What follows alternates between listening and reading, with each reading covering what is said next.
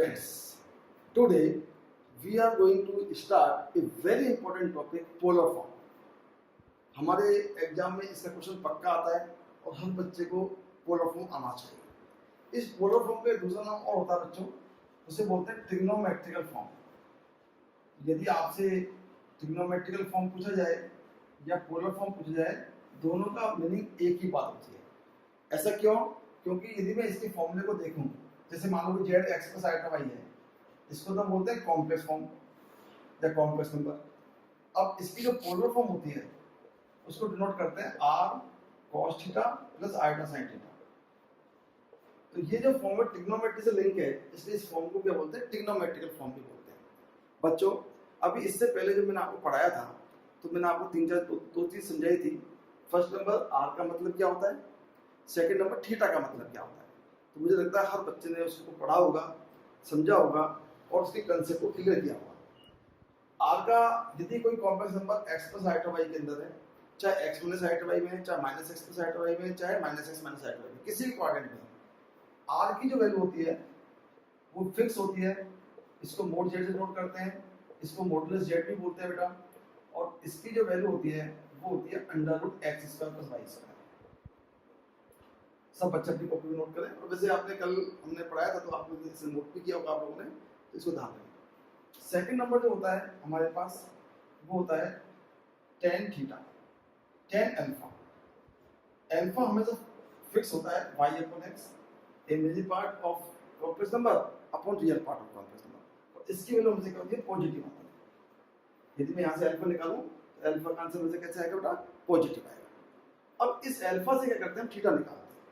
तो वो भी चीज मैं एक बार आपकी समझ में लिख देता हूँ, जिससे आपको अभी के भी ध्यान रहे कि हमारे पास चार क्वाड्रेंट होते हैं। सब बच्चे को चार क्वाड्रेंट यहाँ पर अपनी कॉपी नोट कर लें। पहले फर्स्ट क्वाड्रेंट के अंदर जेड की जो पोजीशन है वो होती है X plus iota Y. Second quadrant Z की पोजीशन को बोलते हैं minus X plus iota Y, negative positive. Third quadrant बोलते हैं Z equal to minus X minus iota Y, और फोर्थ क्वाड्रेंट बोलते हैं Z equal to X minus iota Y. इसे फर्स्ट क्वाड्रेंट हो गया positive positive, real part imaginary part दोनों positive positive हो गए। सेकंड क्वाड्रेंट हो गया नेगेटिव पॉजिटिव, थर्ड क्वाड्रेंट हो गया नेगेटिव नेगेटिव, और फोर्थ क्वाड्रेंट हो गया पॉजिटिव नेगेटिव। अब मुझे बताओ सब बच्चे, यदि मैं फर्स्ट क्वाड्रेंट के बारे में बात करूं और अल्फा मैंने यहां से फाइंड आउट कर लिया, तो alpha equal to acute angle, चाहे फर्स्ट क्वाड्रेंट मिले, चाहे सेकंड मिले, चाहे थर्ड मिले, चाहे फोर्थ मिले, अल्फा को हमने सब में एक्यूट एंगल माना हुआ है। तो मुझे बताओ in case of the first quadrant theta की वैल्यू क्या होगी बेटा? अल्फा की वैल्यू मिलेगी। Theta is called argument. हम यहाँ पर क्या है? थीटा को क्या बोलते हैं? आर्गुमेंट बोलते हैं। और जो आर्गुमेंट है वो हर क्वाड्रेंट के लिए क्या होता है? अलग अलग होता है। सेकंड क्वाड्रेंट में थीटा कितना हो जाएगा बेटा? पाई माइनस अल्फा। थर्ड क्वाड्रेंट में थीटा कितना हो जाएगा? Minus pi minus alpha. Fourth quadrant में थीटा कितना हो जाएगा? Minus alpha. ये सब चीजें हम क्या है इससे पहले वाले लेक्चर में पढ़ चुके हैं, और हर बच्चे को ये चारों क्वाड्रेंट के जो कंसेप्ट है वो निकालने आने चाहिए। अब हम चलते हैं इसकी पोलर फॉर्म पर। पोलर फॉर्म में क्या है? हमें एक तो आर की जरूरत पड़ेगी, तो आर हम ऐसे निकालेंगे। एक हमें थीटा की जरूरत पड़ती है, तो थीटा जब निकालते समय देख लेना कि हमारा जो क्वेश्चन है वो किस क्वाड्रेंट में आ रहा है, और उसके हिसाब से हम क्या आंसर को फाइंड आउट करते हैं। ठीक है, तो मैं इसको बता दूं, सब बच्चों ने तो नोट किया हुआ ही, एक बार वापस देख लें, कहीं कोई प्रॉब्लम हो तो मेरे से पूछिए, हर चीज क्लियर जानी चाहिए। ओके, चलिए अब चलते हैं हम इसके क्वेश्चनों पर। तो सबसे पहले जब पोलर फॉर्म निकालते हैं तो इसका एक छोटा सा मैं आपको एक एग्जांपल ले लेता हूं। z equal to 1 plus iota root 3। मान लो मैंने आपसे कहा ये कॉम्प्लेक्स नंबर है, इसको क्या है? पोलर फॉर्म में चेंज करना है। तो किसी भी कॉम्प्लेक्स नंबर को पोलर फॉर्म चेंज करने के लिए एक तो मुझे r की जरूरत पड़ेगी। r का मतलब क्या? मोड z, और उसका फॉर्मूला क्या होता है? x। यदि मैं z को x प्लस आइटा वाई मानूं तो आप मुझे बताओ यहाँ पर जो x है वो किसके इक्वल हो जाएगा? 1 के बराबर, और y क्या हो जाएगा? Root 3। 1 is called real part of z and root 3 is called imaginary part of z। तो यदि मैं फॉर्मूला देखूं तो फॉर्मूला क्या होता है बेटा? x का प्लस y का, जो मैं अभी भी आपको मैंने समझाया था, पढ़ाया था मैंने आपको। जब मैं वैल्यू को पुट कर दूंगा तो कितना हो जाएगा? 1 का स्क्वायर प्लस रूट 3 का स्क्वायर, ये कितना हो जाएगा बेटा? Under root 4। इसकी वैल्यू कितनी हो जाएगी? 2 के नहीं। मोड होने के कारण इसकी वैल्यू मुझे क्या पॉजिटिव रखनी है आपको। तो मोड जेड कितना सिंपल निकालना, बस केवल आपको इस वाले फॉर्म को यूज करना है, इससे आपको ये आर पता लग जाएगा। तो पहला पॉइंट तो आपको आर निकालना आगे से बच्चों को, आर कैसे निकालते हैं किसी भी क्वेश्चन को यदि अप्लाई करना है तो उसका रियल पार्ट और इमेजिनरी पार्ट के स्क्वायर का सम करेंगे। क्लियर सब बच्चों को। सेकंड नंबर आता है हमें यहाँ पर थीटा निकालना। अब देखो बेटा, सेकंड नंबर का पॉइंट डालो, हम थीटा कैसे फाइंड आउट करते हैं। थीटा में सबसे इंपॉर्टेंट पॉइंट क्या होता है कि वो जो हमारा कॉम्प्लेक्स नंबर है वो किस क्वाड्रेंट में आ रहा है। तो देखो यहाँ पर पॉजिटिव पॉजिटिव, और पॉजिटिव पॉजिटिव का मतलब होता है फर्स्ट क्वाड्रेंट।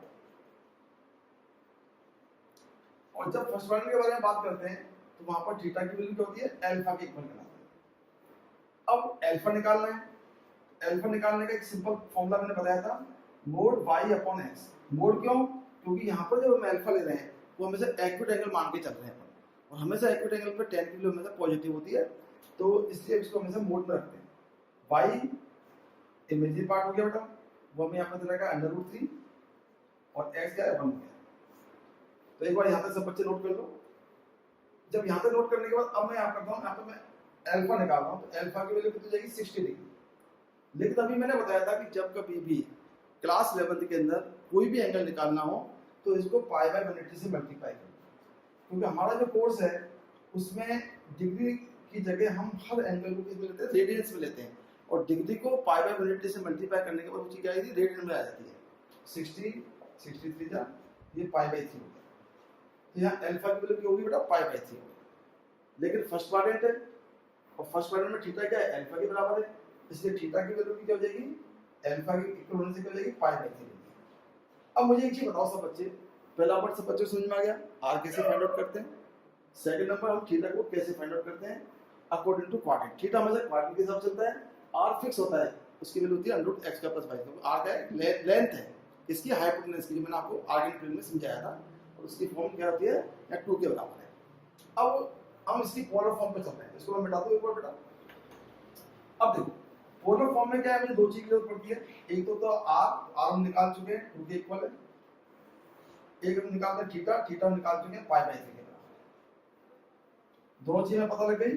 अब इन दोनों को क्या है, इसमें पुट करेंगे, तो जो थर्ड नंबर का पॉइंट आता है पोलर फॉर्म का फॉर्मूला क्या होता है, polar form equal to R cos theta plus iota sin theta. कभी एग्जाम में गलती नहीं होगी, थोड़ा घर कंसेप्ट को यूज करो, स्टेप बाय स्टेप इसको लिखो। तो आर कितना हो गया 2 cos pi by 3 plus iota sin pi by 3। इसको आगे सॉल्व नहीं करना, बस इसी वाले फॉर्म में छोड़ना है, क्योंकि ट्रिग्नोमेट्रिकल फॉर्म में हम छोड़ेंगे तभी वो पोलर फॉर्म कहलाएगा बेटा। तो ये इसका आंसर। अब देखिए, एक पोलर फॉर्म बनाने के हमारे पास 4 मेथड होते हैं। कैसे, या तो क्या है, मैं जेड को क्या करूं, पॉजिटिव पॉजिटिव रख दूं, जैसे इसी क्वेश्चन को लेकर चल रहा हूं, तो मैंने यहाँ पर क्या किया, पॉजिटिव पॉजिटिव रख दिया। सेकंड जो इसका एग्जांपल मैं आपको ये भी ले सकता हूं कि भाई जेड को मैंने क्या किया, नेगेटिव पॉजिटिव बना दिया। पहला नंबर नेगेटिव बना दिया, दूसरा नंबर पॉजिटिव बना दिया। तीसरा क्वेश्चन में आपको ये बना सकता हूं कि Z equal to negative negative, और फोर्थ क्वेश्चन में आपको ये बना सकता हूं Z equal to positive negative 1 minus item. इसका मतलब किसी भी कॉम्प्लेक्स नंबर के 4 हमारे पास क्या होते हैं, फॉर्म होती है।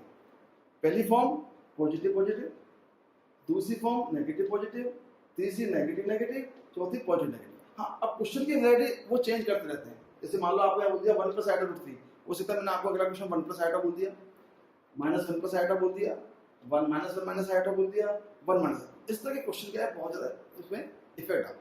जैसे आप √3 प्लस आइटा भी बोल सकता हूँ। तो क्वेश्चन की जो फॉर्म है वो क्या बदलती रहती है, लेकिन उसके जो चारों जो कंसेप्ट हैं, positive first quadrant, second quadrant, third quadrant, fourth quadrant, ये हमारे पास 4 टाइप की क्या है, हमारी इसकी फॉर्म कहलाती है। अब पॉजिटिव पॉजिटिव वाला सब बच्चों को समझ में आ गया। अब चलता हूँ इसके सेकंड वाले पॉइंट पर।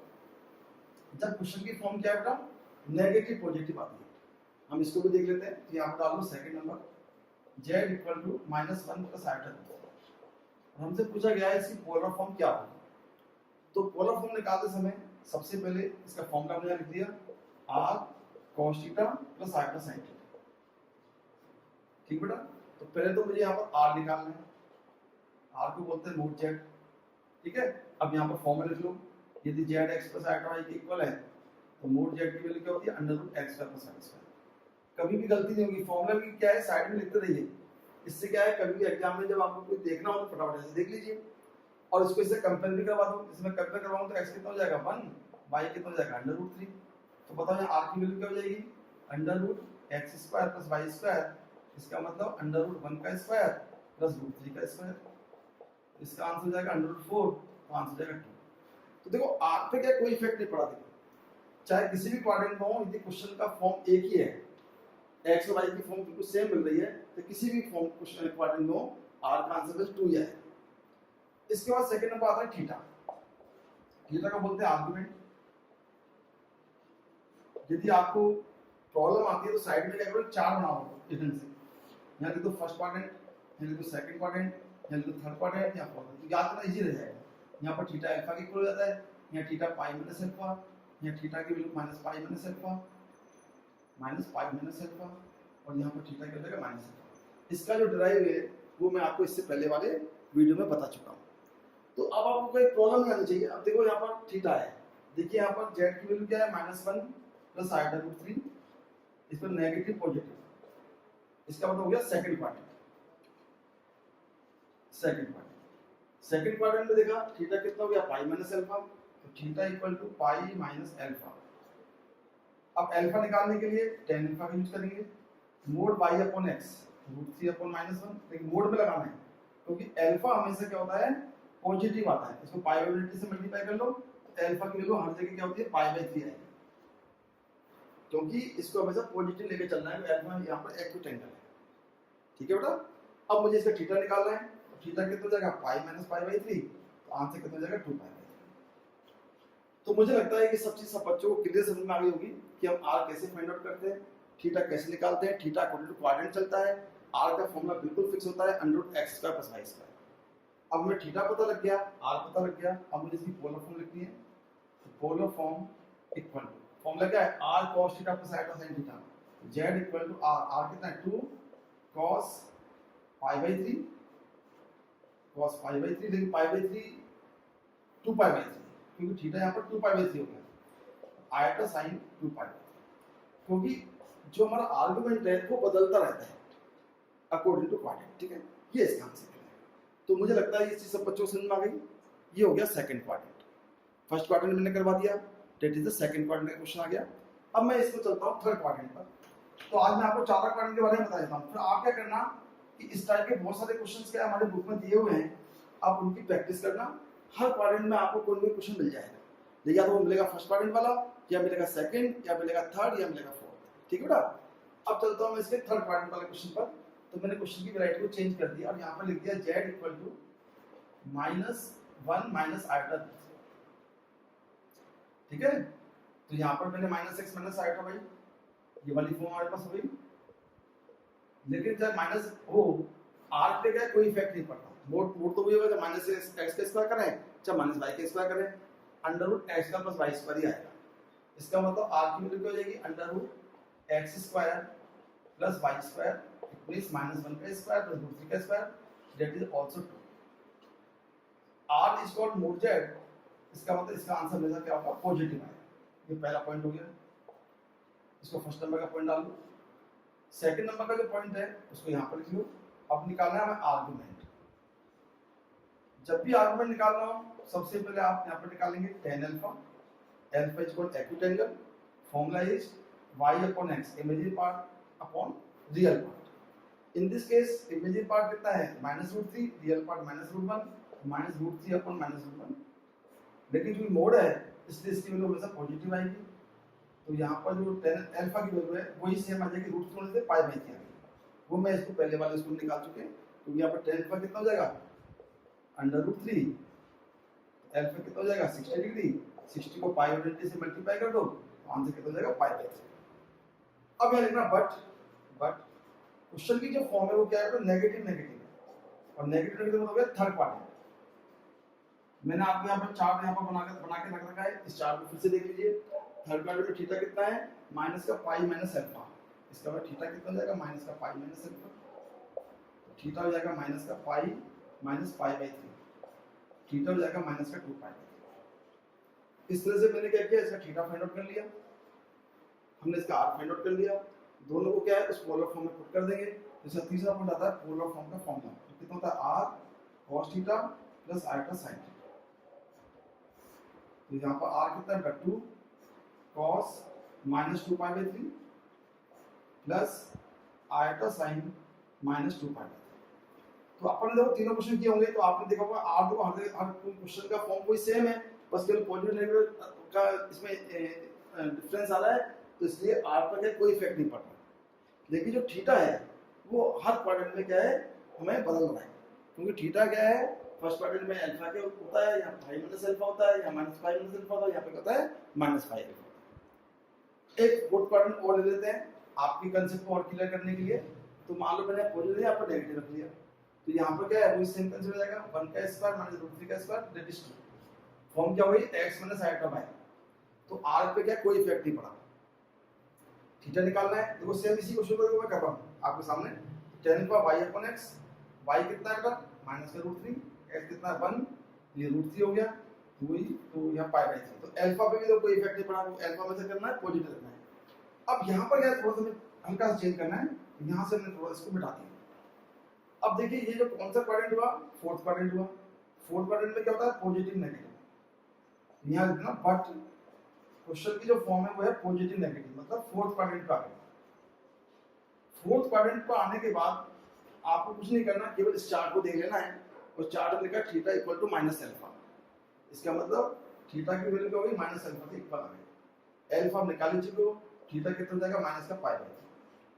तो मुझे लगता है हर बच्चों को ये कंसेप्ट बिल्कुल क्लियर समझ में आ गया, कौन सा क्वाड्रेंट है उसके हिसाब से क्या थीटा क्या होता है चेंज होता रहता है।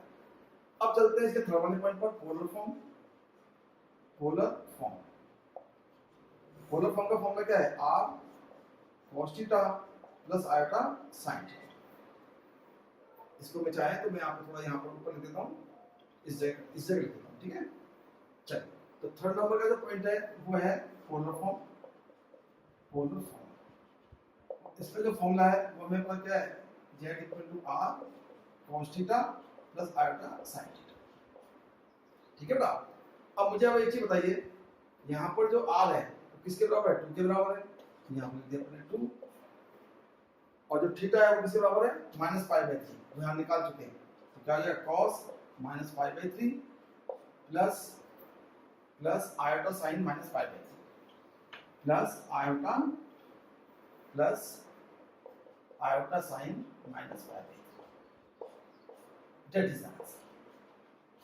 तो बस कुछ नहीं, बहुत सिंपल है, आर तो बिल्कुल फिक्स हो गया, और थीटा हमने क्या इसके हिसाब से निकाल लिया, किस क्वाड्रेंट में हमारा क्वेश्चन आता है उसके हिसाब से फाइंड कर। और इतना ही बहुत, आपको मैंने एक एग्जांपल लिखा है, उसमें मैंने चारों वैरायटी क्वेश्चन आपको मैंने समझा दिए हैं, ठीक है बेटा। अब आपको क्या करना है, एक बार इन चारों क्वेश्चन को फिर से देखो, बिना उसके आप वापस प्रैक्टिस करो। यदि मान लो फिर आप अटकते हो तो आप वापस देख सकते हो मेरे नोट्स को, और उसकी प्रैक्टिस करो।